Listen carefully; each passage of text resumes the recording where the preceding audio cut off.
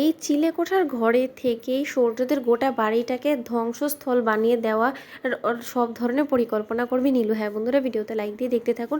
নীলু বলতে থাকে যে সূর্য, আজকে তুমি আমার অসহায়তার সুযোগ নিয়ে তুমি আমাকে এই চিলেকোঠার ঘরে বন্দি করে রাখলে, তো এর পরিণাম মোটেও ভালো হবে না। এই চিলেকোঠার ঘর থেকে একজন অপরাধী বের হবে, যে কিনা তোমার গোটা পরিবারকে, তোমার গোটা বাড়িটাকে জ্বালিয়ে পুড়ে ছাড়খাড় করে দেবে। তুমি এবার দেখে নিও। তুমি আমাকে এত রাগালে, তো এবার তুমি দেখবে যে আমার ভয়ঙ্কর রূপটা ঠিক কতটা ভয়ঙ্কর হতে পারে। ওদিকে সূর্যের মা বলতে থাকে যে সূর্য, তোর কি মনে হয় কাল সাপটাকে তুই বাড়িতে এনে খুব একটা ভালো কাজ করলি বলতো? তখন সূর্য বলতে থাকে ওর মাকে, মা আমার কাছে কি উপায় অবশিষ্ট ছিল বলো তো?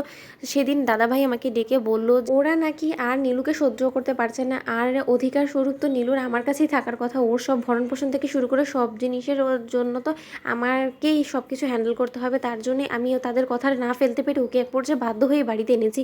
আর তার জন্য মা, সব থেকে বড় কথা, আমি তো ওকে আমাদের বাড়ির ভেতরে আনিনি, তাই না? আমি তো ওকে চিলেকোঠার ঘরেই রেখেছি। তাতে কিসের আপত্তি তোমার বলো তো? তখন কথা বলা মাত্র সূর্যের মা বলতে থাকে, এই কালসাপ কখন কাকে ছোপর দিয়ে বসবে সেটার তো কোনো ঠাই ঠিকানা নেই। সর্বক্ষণ মাথার মধ্যে একটা চিন্তা নিয়ে আমাকে বসবাস করতে হবে, সেটা নিয়ে ভাবছি। তখন কথা বলা মাত্র সূর্য বলতে থাকে যে মা, এত ভেবো না তো। এবার আর যাই হোক না কেন, কোনো কিছু করতে পারবে না, কারণ এখনও বাড়ির বাইরে আছে। ওদিকে সূর্যের বৌমনি বলতে থাকে যে না সূর্য, তুমি বিষয়টা যত সহজভাবে দেখে নিচ্ছ সে ততটাও সহজ না, কারণ ও কিন্তু খুব সাংঘাতিক। ও বাড়ির বাইরে থেকেও যে পরিমাণে নোংরা পরিকল্পনা আমাদেরকে নিয়ে করতে পারে সেটা তুমি হয়তো বা ভাবতেও পারছো না, সেটা তোমার ভাবনা চিন্তার বাইরে।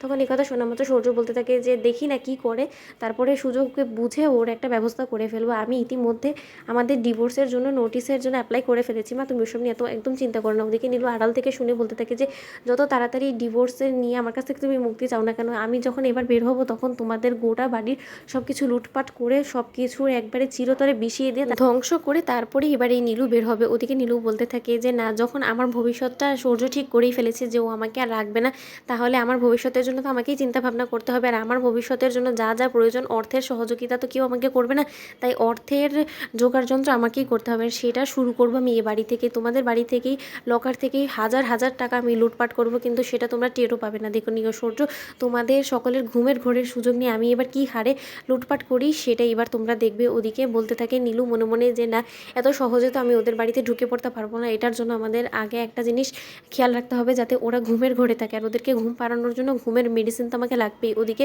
নীলু বলতে থাকে যে না, আগে ওদের খাবারের মধ্যে মেডিসিনটা মিলিয়ে দিয়ে তারপরেই ওই গভীর ঘুমে যখন ওরা চলে যাবে, ঠিক সেই সুযোগে রাতের আধারে আমি চুরিটা করব, আর সেটা ওরা টেরও পাবে না। যখন কিনা সব কিছু লুটপাট করা শেষ হয়ে যাবে, আমাকে ধরতে ধরতে ততক্ষণে আমি লাপাত্তা হয়ে যাব, তখন আর আমাকে কে পাত্তা পায় কে? তখন এই কথা বলা মাত্র সূর্য বলতে থাকে, কী ব্যাপার নীলু, তুমি আমাদের বাড়ির বাইরে দাঁড়িয়ে আড়ালে কী কথা শুনছিলে? তখন নীলু বলতে থাকে যে না, তোমাদের বাড়ির বাইরে দাঁড়িয়ে থেকে কথা শোনার আমার কোনো রকম কোনো রুচি নেই, আমি এমনি এসেছিলাম। তোমাদের ভিডিওটি ভালো লাগলে লাইক, সাবস্ক্রাইব করুন।